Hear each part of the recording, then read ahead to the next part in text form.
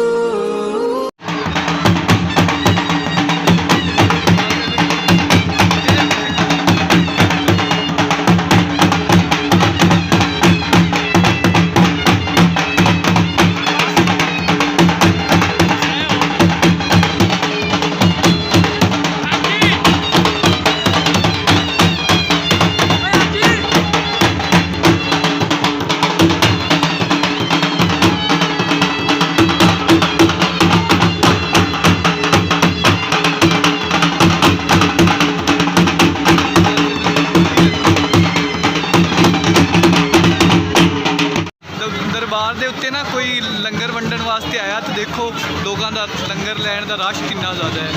लोग किस तरह जो ना लंगर लै रहे हैं दरबार तो, मतलब चावल कोई वंडन वास्ते आया तो चावल लेंदे पे लोग ना।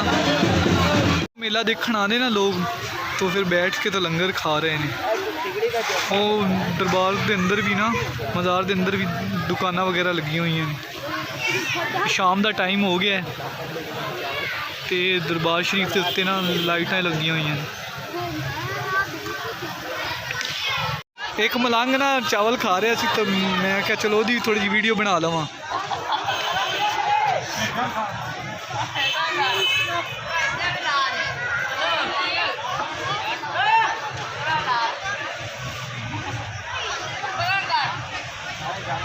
सरदार मोहम्मद नियाज जी ना कोल असी आए हुए हैं, मेरे दोस्त भी आए हुए हैं ये मेला देखने वास्ते ना। तो भाईजान की हाल है, तबीयत से ठीक है? इंशाल्लाह ठीक ठाक। किवें माशाल्लाह बड़ा प्यारा माहौल है मेले का। असी भाई हर साल ही करने अगे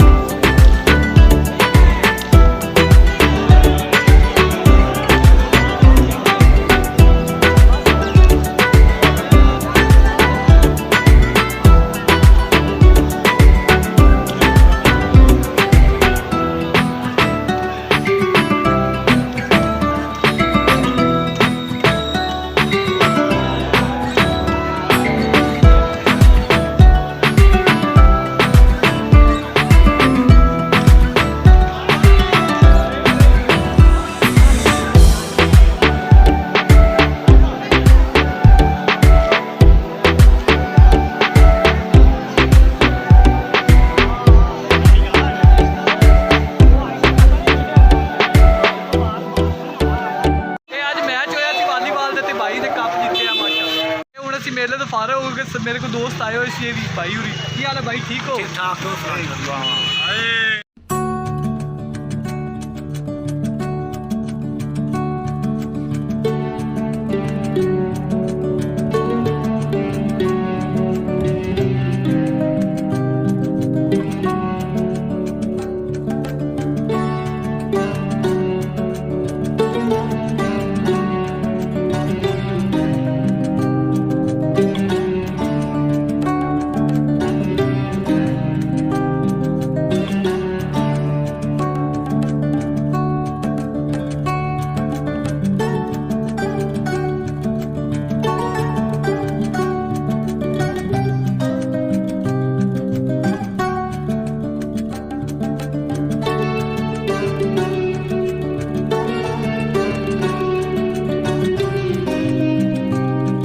ਜਿਹੜਾ ਨਾ ਬਹੁਤ ਪੁਰਾਣਾ, ਮਤਲਬ ਕਾਫੀ ਸਾਲਾਂ ਤੋਂ ਇਹਦਾ ਹੀ ਪਾਣੀ ਦਾ ਕੰਮ ਕਰ ਰਹੇ ਨੇ, ਸ਼ਰਬਤ ਦਾ, ਤੇ ਸਾਡੇ ਪਿੰਡ ਦੇ ਵਿੱਚ ਹੀ ਰਹਿਣ ਵਾਲੇ, ਤੇ ਮੈਂ ਸੋਚਿਆ ਕਿ ਚਲੋ ਇਹਨਾਂ ਕੋਲ ਪਾਣੀ ਪੀ ਲਈਏ। ਹੁਣ ਮੈਂ ਪੀਵਾਂਗਾ ਤੇ ਫਿਰ ਅਸੀਂ ਹੁਣ ਮੇਲੇ 'ਚ ਇੰਜੋਏ ਕਰ ਰਹੇ ਹਾਂ, ਜਲੇਬੀ ਖਾ ਰਹੇ ਹਾਂ, ਮੇਰੇ ਦੋਸਤ ਵੀ ਆਏ ਸੀ।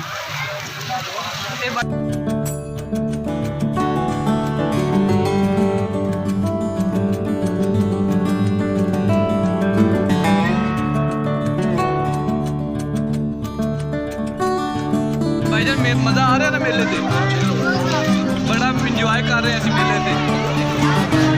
ਤੁਸੀਂ ਵੀ ਕਦੀ ਸਾਡੇ ਇਲਾਕੇ 'ਚ ਆਓ ਤੇ ਮੇਲੇ ਦੇਖੋ, ਤੁਹਾਨੂੰ ਪਿੰਡਾਂ ਦੇ ਮਾਹੌਲ ਦਾ ਪਤਾ ਚੱਲੇ। ਇੱਕ ਮੇਰੇ ਦੋਸਤ ਦਾ ਬੇਟਾ ਹੈਗਾ ਮਾਸ਼ਾਅੱਲਾ ਭਾਈ ਜ਼ਿਆਦਾ ਦਾ, ਕੀ ਹਾਲ ਚਾਲ ਹੈ? ਠੀਕ ਹੈ।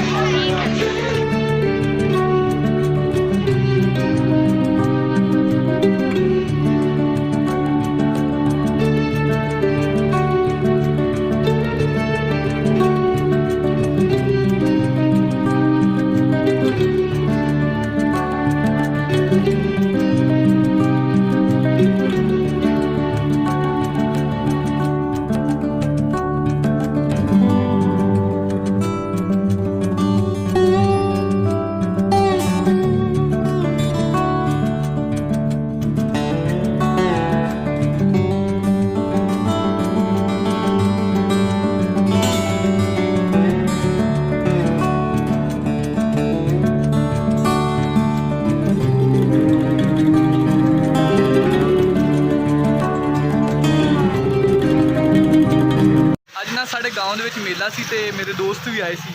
ਬਾਈ ਕੀ ਹਾਲ ਹੈ? ਠੀਕ ਠਾਕ ਹੋ?